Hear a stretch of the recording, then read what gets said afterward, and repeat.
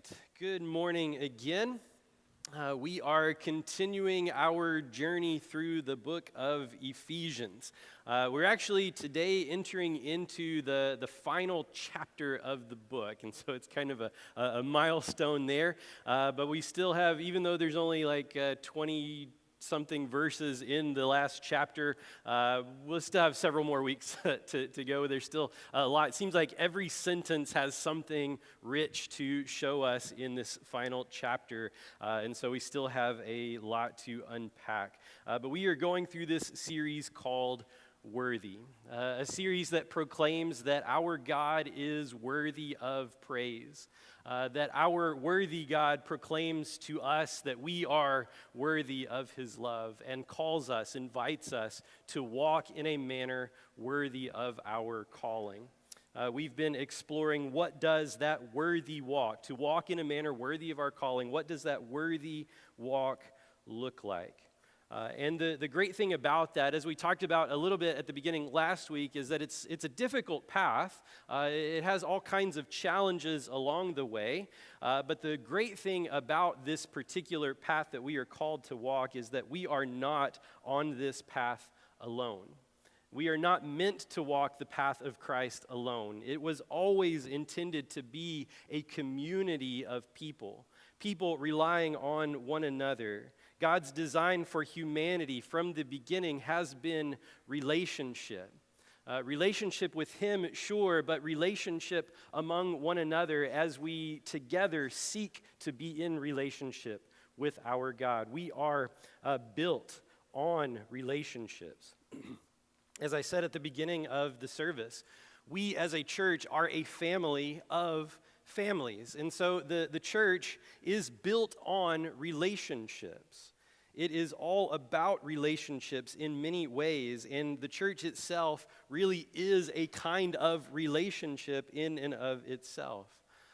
Last week, as we started to get into Paul pointing to specific relationships that we have and talking about the dynamics of what that looks like in a Christian household, we looked at the relationship of marriage, of a husband and a wife. And if you missed the message last week, I just want to encourage you to go back and check it out. Listen to the teaching from last week, because there's a lot of important stuff that is in there, and it is rich what the gospel, what the New Testament has to teach us about this relationship that can be so full of blessings. But it requires each of us to surrender in so many ways our own desires for the sake of someone else, to submit to one another out of reverence for Christ. That is the calling of all of our relationships. And so last week we talked about marriage as one of those key relationships in the home. The other kind of core relationship in a household is that of parents and their children. The parent-child relationship is so significant, and that's what we're going to talk about today in having families of faith. Winston Churchill said that there is no doubt that it is around the family and the home that all the greatest virtues are created, strengthened, and maintained. It is in the family where we learn, in so many ways, it's how we learn what life is about and how to walk the path of life. For better or worse, really. We learn so much from our families in the way that we grow up. It's where we learn how to be in relationship. The image that I gave you last week for relationships was the arch. It pointed out that it is something that stands in architecture throughout human history. As soon as they figured out how to make stones and bricks and things, they started constructing arches because they are such an efficient way to distribute the weight and to build things out of those materials. And so you see arches, and the thing about arches is that there are two sides, and each of those sides is supporting the other. If you take away one side, the whole thing collapses. If one side is expected to support more than the other, the thing won't last long. Both support. They cannot stand without the support of the other side. But when they are together, when both sides come together, they are strong and efficient, and they stand the test of time. And so I think that is a good picture for Christian relationships. Each side, whether husband, wife, parent, child, or even between friends in the church, each side holding the other up. And so Paul says to this relationship that we're looking at today, the parent-child one, in Ephesians 6, 1 through 4, he says, "Children, obey your parents in the Lord, for this is right. Honor your father and mother." This is the first commandment with a promise, "that it may go well with you, and that you may live long in the land. And fathers, do not provoke your children to anger, but bring them up in the discipline and instruction of the Lord." So it's a shorter teaching that we have today, a shorter passage of Scripture, but there is a lot to think about, to look at within this passage. And notice that as he lays this out, as Paul lays this out, just like with marriage, Paul addresses both sides of the relationship. And each side that he talks to, he points to their responsibility to the other side. It would have been common in Paul's day for only the head of household to be the one addressed in these kinds of things. And really it was about him exerting his power, having his rights and his authority, and making sure he keeps his family in line. Paul does address the head of household, but he also addresses each person within the household. And he addresses none of them are talked about in holding on to their rights and demanding their rights, but each one of them is talked to in the framing it as how they are responsible to the other side. And so you think about the arch, each side supporting the other. That is how this works. And so parenting, those of you who are parents or have been parents, you know that it is a tremendous calling. That it is one of those things that is, it's big in life, and I think that we all kind of know that, but when you experience it, you can really feel the weight of it. I've talked about before that when I became a father, and Sophia was born in the hospital, and I had been, there's such a whirlwind leading up to that, all the preparations and everything, and it was not really until they said it was time to go home that it sort of hit me. And I was like, okay, now we are responsible for this child. I was so, it was like blowing my mind that she was in the back seat when we were driving home, right? That I was like feeling like I was driving extra careful, watching out for every little thing. I felt the weight of the responsibility immediately. And it's still one of the most meaningful things to me. And I'm somebody that really, I keep control of my emotions a lot. But parent-child stuff, like in movies and stuff, that's even in a commercial. If it's touching, like it's the kind of thing that I'll have to swallow hard and like try to keep the tears. It's the parent-child relationship that really strikes me and gets me emotional in those things. It's still the thing that gets to me. And like I said, there are two sides to this. And he says that there is instruction on the one side and there is obedience on the other side. And if you think about it, he sets this up as a relationship of discipleship. And I want to invite you this morning to consider this. Maybe if you haven't thought of parenting this way before, that in a Christian household, parenting is the front line of discipleship. As parents, we have disciples that live with us. We have little ones that we are training to be more like Christ, or at least that's the job that we've been tasked with. That's what we're supposed to be doing. Parenting is discipleship. And it's just amazing to consider the future and to recognize that when you have the little ones, when they're the just brand new babies, and you think about these little people whose diapers brand new babies, and you think about these little people whose diapers we change, and we have to just absolutely beg to try a vegetable. They are the church of tomorrow. And of course, not just tomorrow, they are part of the life of the church today, but they are going to, God willing, outlive us, right? And when we are gone, they're going to be the church that still exists when we're not here anymore, right? And so that's what I mean when I say they're the church of tomorrow. That's not to take away from their contributions today, but just to recognize that they go into the future further than we do. And God has entrusted their training to us, to those of us who are parents, to you and to me. And so it comes to mind the wisdom principle in Proverbs 22. We'll see several Proverbs today. Proverbs 22:6. Train up a child in the way he should go. Even when he is old, he will not depart from it. And so there's this principle of wisdom. We're supposed to think about, okay, when our children are old, what is the kind of people that God wants them to be? What are the values that they should have when they are full grown, when they are older? Who are they intended to be? And when they are young, we begin leading them in that direction. From a very young age, we begin to teach them and instruct them and guide them down the path of life that leads them to be the people that God designed them to be. That should be our mindset as parents. Paul, in one of his last known writings, reflects on the influences that shaped his young protege, Timothy. And he writes this in 2 Timothy chapter 1, verse 3. He says to Timothy, I thank God whom I serve, as did my ancestors, with a clear conscience, as I remember you constantly in my prayers night and day. As I remember your tears, I long to see you, that I may be filled with joy. I'm reminded of your sincere faith, a faith that dwelt first in your grandmother Lois and your mother Eunice, and now, I am sure, dwells in you as well.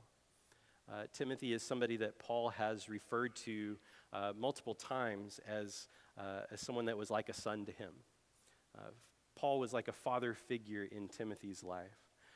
But here he recognizes, even though Paul has been such an influence on Timothy, he recognizes the influences that paved the way for Paul's influence. And he recognizes the influence of faith of his grandmother and his mother. He recognizes that in Timothy's household there was discipleship.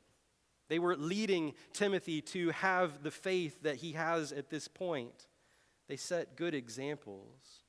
And so we just recognize, those of you who are parents, we recognize that our children desperately need to know that they have a Father in heaven who loves them even more than we do. They need to know that. But it needs to go beyond kind of this awareness, this knowledge of these things. That the knowledge, that awareness is great and wonderful, and that's where we begin perhaps. But we want it to go beyond knowledge. We want them to become followers of Jesus. We want them to become followers of Jesus. And so this is the relationship. It is one of discipleship. And I'll just say, this isn't just for parents with young kids.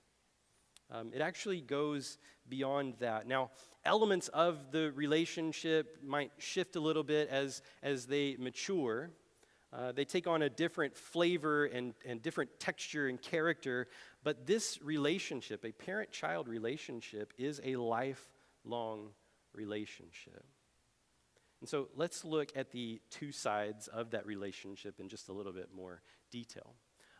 Paul says here to the children, "Children, obey your parents in the Lord, for this is right." And then he quotes from Exodus 20. He quotes from the 10 Commandments. "Honor your father and mother." And this is the first commandment with a promise, "that it may go well with you and that you may live long in the land." And when he says children, the word that he uses there is not strictly talking about young ones. It is not just about age, it is about relationship. And so you can be older and still be a child in this way of thinking about it. Not that you are young, but that you are a child in relation to your parent. Now, we talk this way sometimes, right? Even if you have children who are grown, you would still refer to them as your children. That is the way that we talk, and that's the way that he's using the word here. In fact, it occurs to me that John, when he writes, he refers to those he is training, those he is teaching, those who are his disciples, he refers to them as his little children. They are the church. And so it is a way that the word is used. And so this is a relationship not just about age, but about relationship. In instructing the children in their responsibility, he calls back to the Ten Commandments, the founding document of God's people, those core instructions in the law, which teach them to honor their parents. To honor their parents. So what does that mean, to honor? That's the first thing we'll say here. Children, on this side of the relationship, this side of the arch, are called to honor their parents throughout their lives. Honor their parents throughout their lives. The word honor here literally means to give weight to.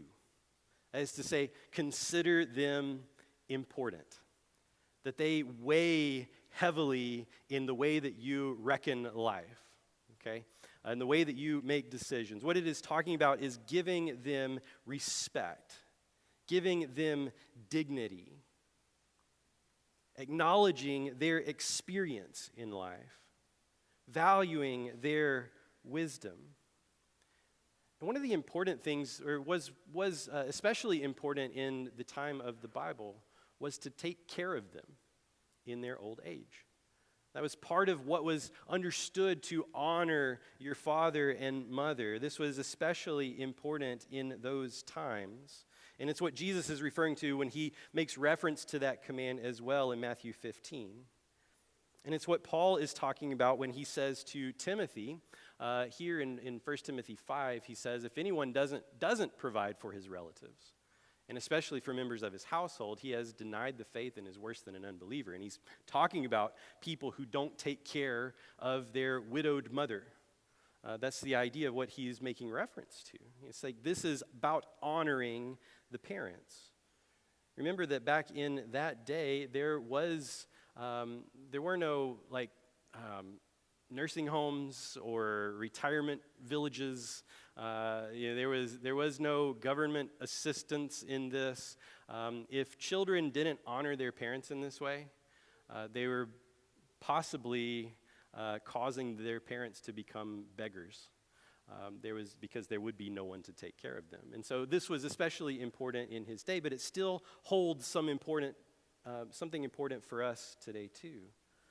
It gives us this sense that honoring our parents is an ethic, again, about lifting them up, caring for their needs, recognizing their sacrifices to take care of you and to teach you.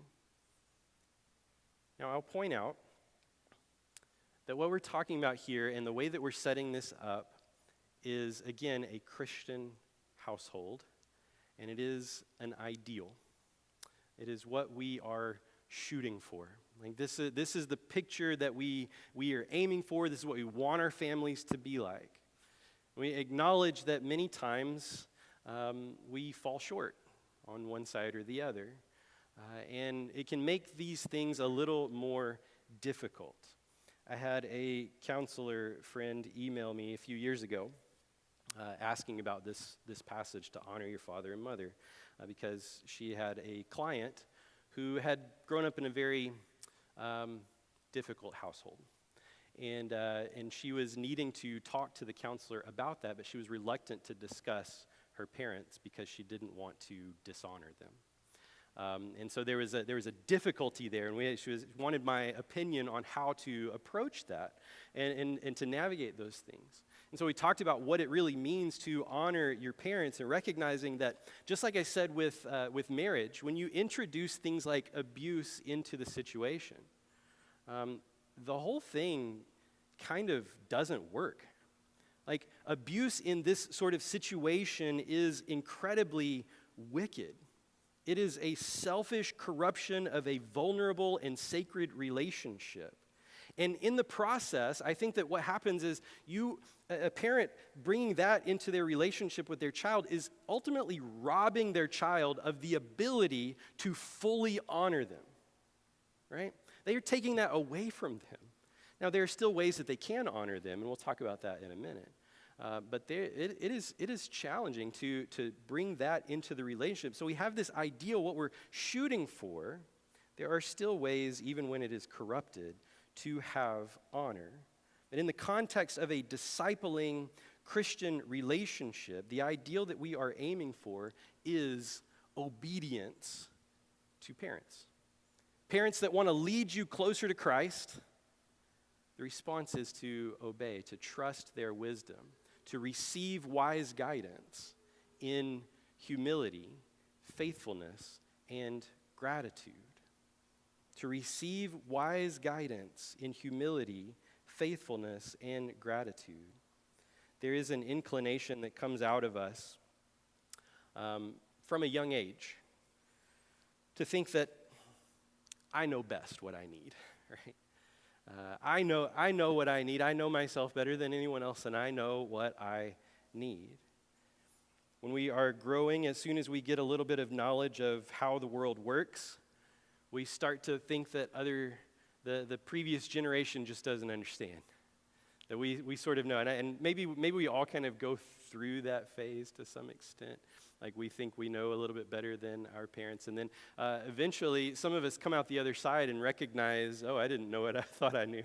And start recognizing again that there is wisdom in the experience of the previous generation. And so Paul gives a similar instruction in Colossians, almost exactly the same. He says, children, obey your parents in everything, for this pleases the Lord. Notice in Ephesians, he connected it to that command in the Ten Commandments to honor your father and mother, and it came with a promise that you would live long in the land. What does it mean to live long in the land? He's tying this relationship, this functioning relationship, to long generational flourishing. That your family will continue to flourish under the reign of God. That's the idea, that you pass on the faith from one generation to the next.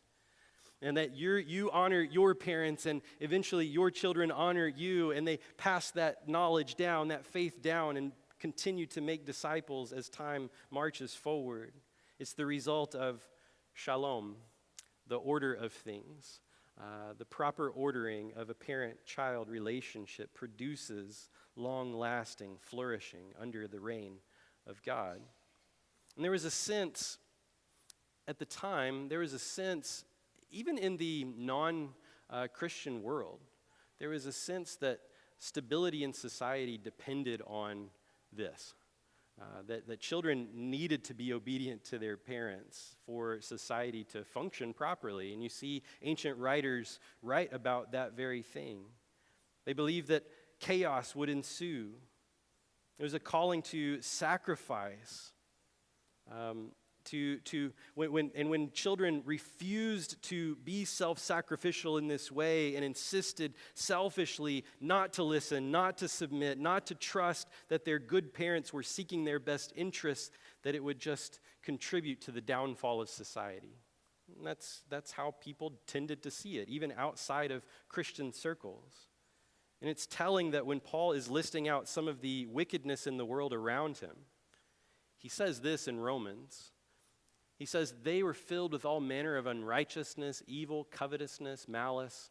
They're full of envy, murder, strife, deceit, maliciousness. They're gossips, slanderers, haters of God, insolent, haughty, boastful, inventors of evil, disobedient to parents, foolish, faithless, heartless, ruthless. I used to think that this was kind of funny. To just throw in disobedience to parents. It seemed like such a small thing compared to the others, but it gives you a sense of where this ranks in Paul's mind and in society's mind, really. Disobedient is right there alongside haters of God and murderers. I mean, why is it so important?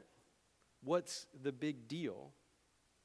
Again, assuming that we are talking about a Christian household, a household where the parents are leading their children to Christ, then their instruction, the guidance that they provide, that they are calling obedience to, shouldn't be about the parent, really. It's about the flourishing of the child, leading them to flourish under the reign of Christ, leading them to follow Jesus.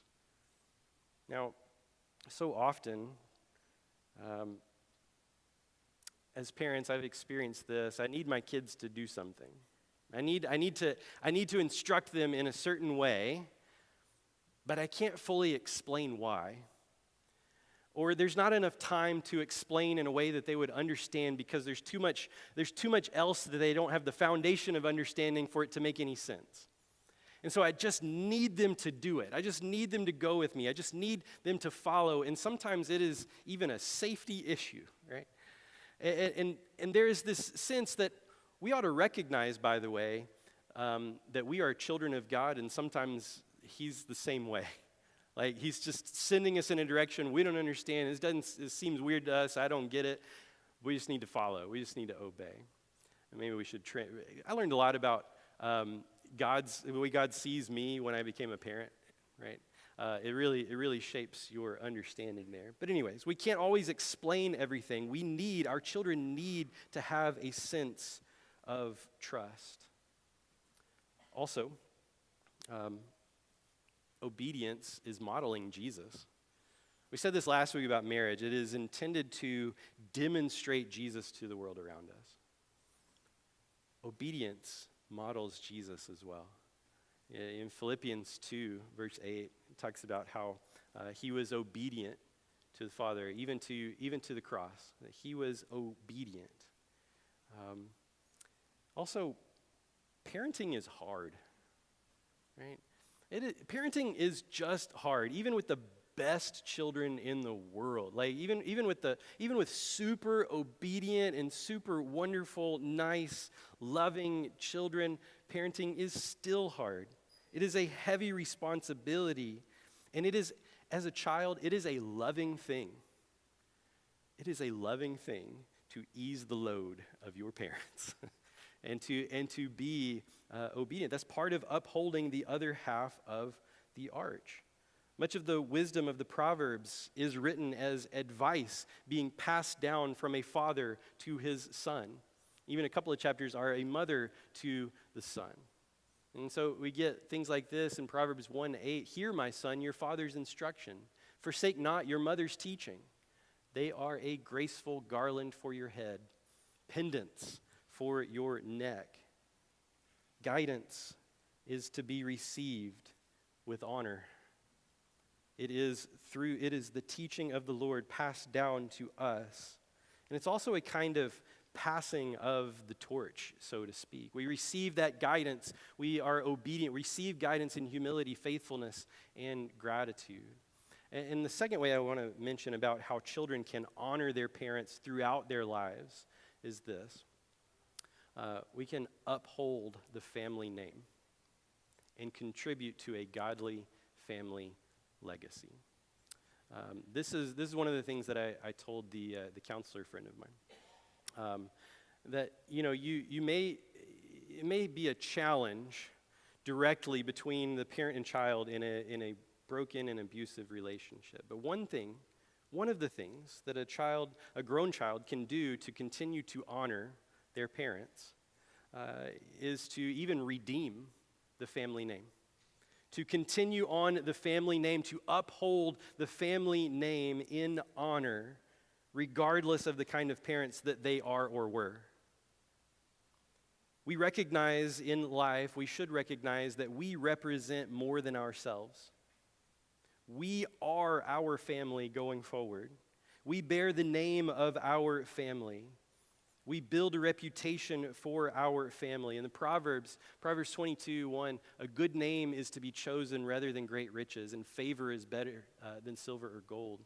In Ecclesiastes 7, a good name is better than precious ointment, the day of death than the day of birth. which, by the way, the day of death better than the day of birth. It's thought that that's actually about that passing on the legacy. It's not the person's death. It's not, in this case, talking about going to heaven when you die, but that when the death of the parent comes, then that passes on the legacy to the child as they continue on with a good name, that they carry this torch into the next generation.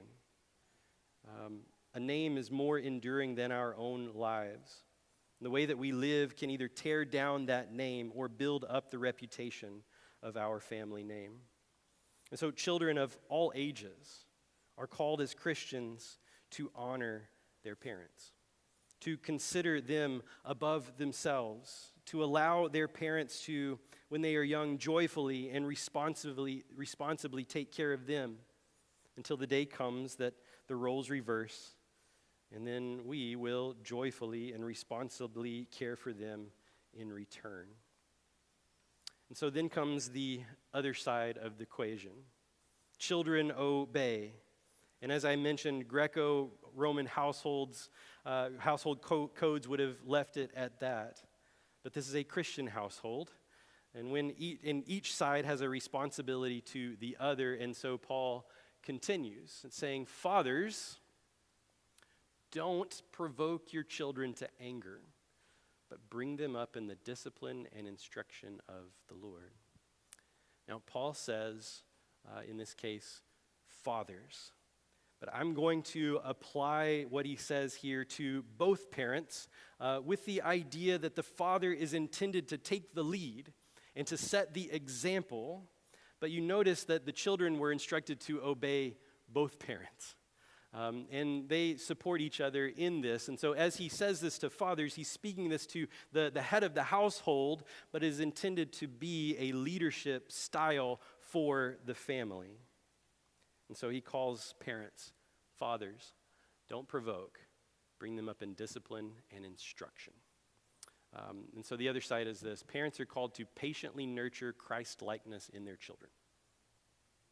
This is discipleship after all. Parents are called to patiently nurture Christ-likeness in their children. It is so important to hold on to, or if we've lost it, to regain that mindset. We are not merely trying to teach them to be nice and good people, as nice and good as that is. We are not just setting rules to keep order or to prevent them from irritating us. But we are setting these standards to foster Christ-likeness, to help them to learn how to love Jesus. This is discipleship. It is a daunting task to consider, but it is not by our own strength. It is not by our own power that we achieve it. Psalm 127, verse 1, reminds us, unless the Lord builds the house, those who build it labor in vain. Unless the Lord builds the house, then we're just working in vain. In verse 3, behold, children are a heritage from the Lord. The fruit of the womb a reward, like arrows in the hand of a warrior are the children of one's youth. Blessed is the man who fills his quiver with them. And I love that imagery of children being the arrows that are filling our quiver, as if we draw out the children and we launch them out into the world. We're aiming, of course, for Christ-likeness. That's the target that we are shooting, but we are launching them out into the world. But it has to be under the power of God. We need to take this calling very seriously. And by the way, he mentions fathers. And it's because I think it's because the father is here, the head of the household, and setting the rhythm for his house. But I would also point out that throughout Scripture, one of the main ways that God is referred to is as our Father.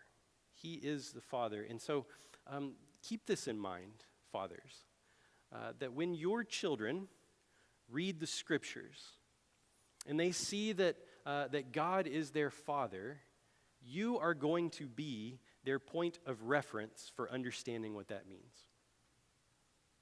And so you will either be a good representation, and they'll be, I'm so glad that God is my Father, like the wonderful Father that I have, or it will work against their understanding of that. And I've known of people that have had a hard time accepting God as their Father because what they've seen in fathers has not been good.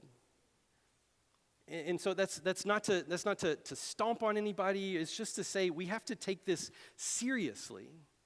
We want to help the next generation, help our kids understand what a good, loving Father we have in our God, and not present something that they're going to have to overcome to understand.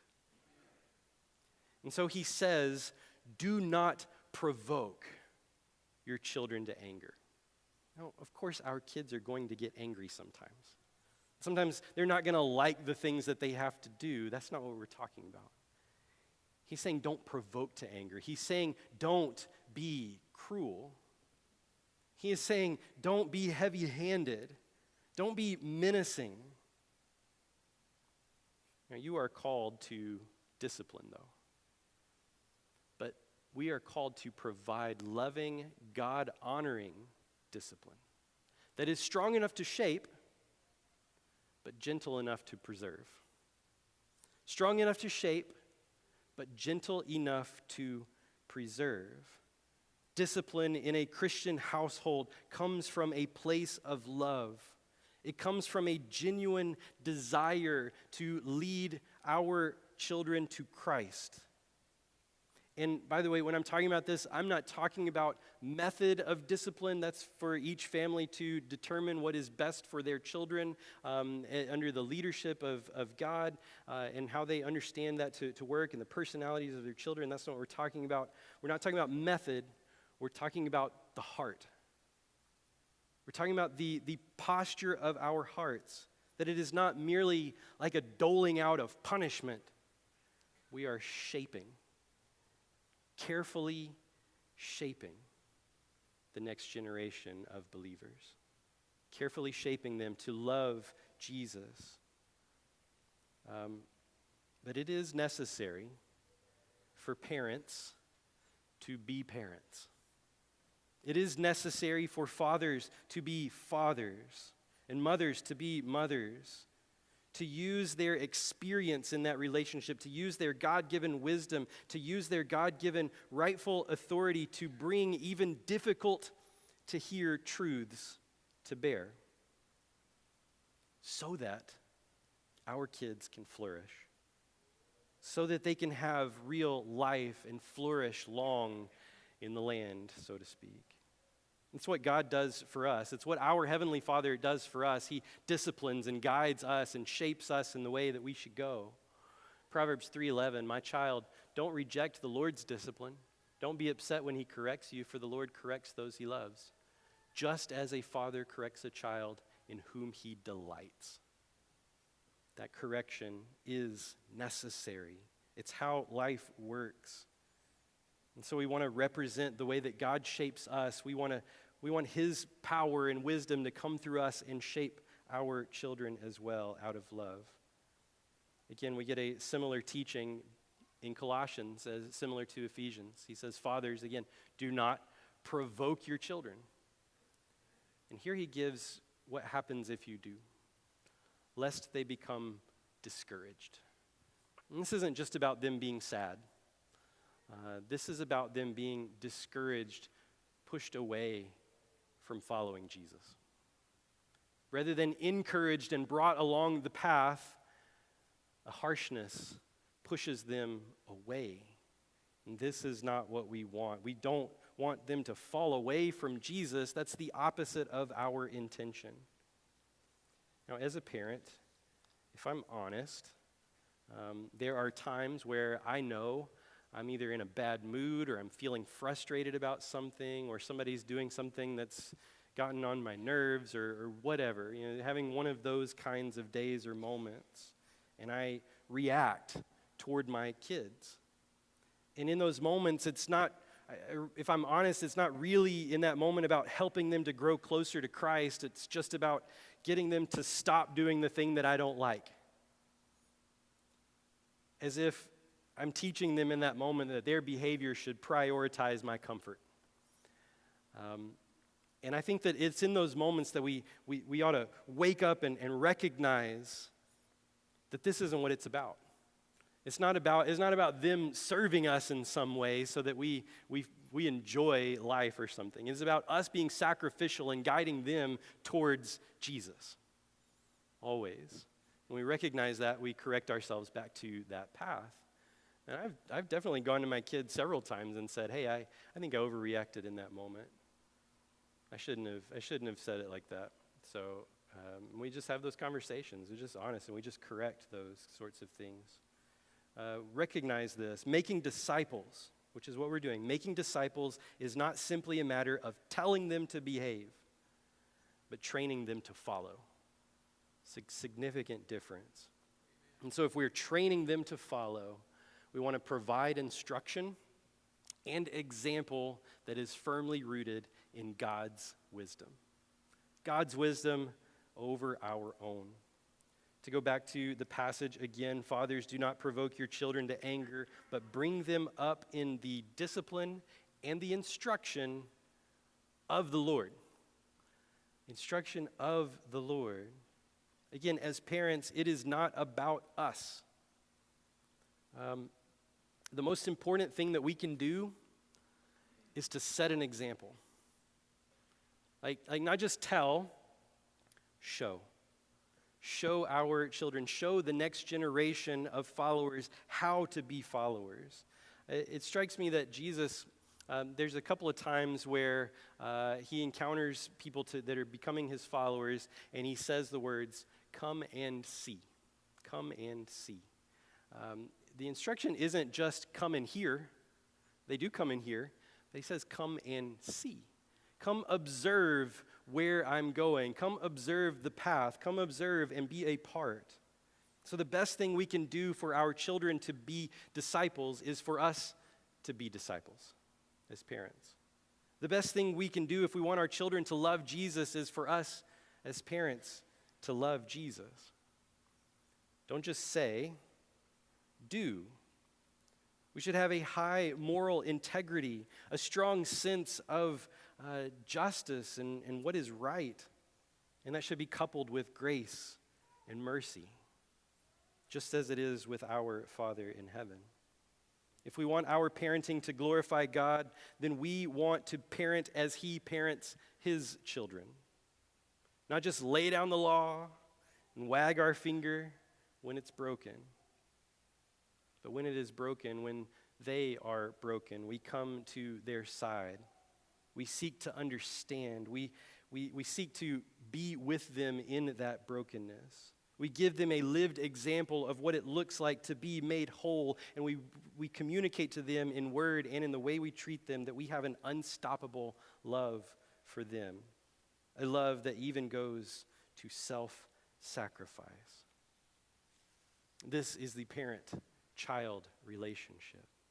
This is the arch, again, that holds up from both sides.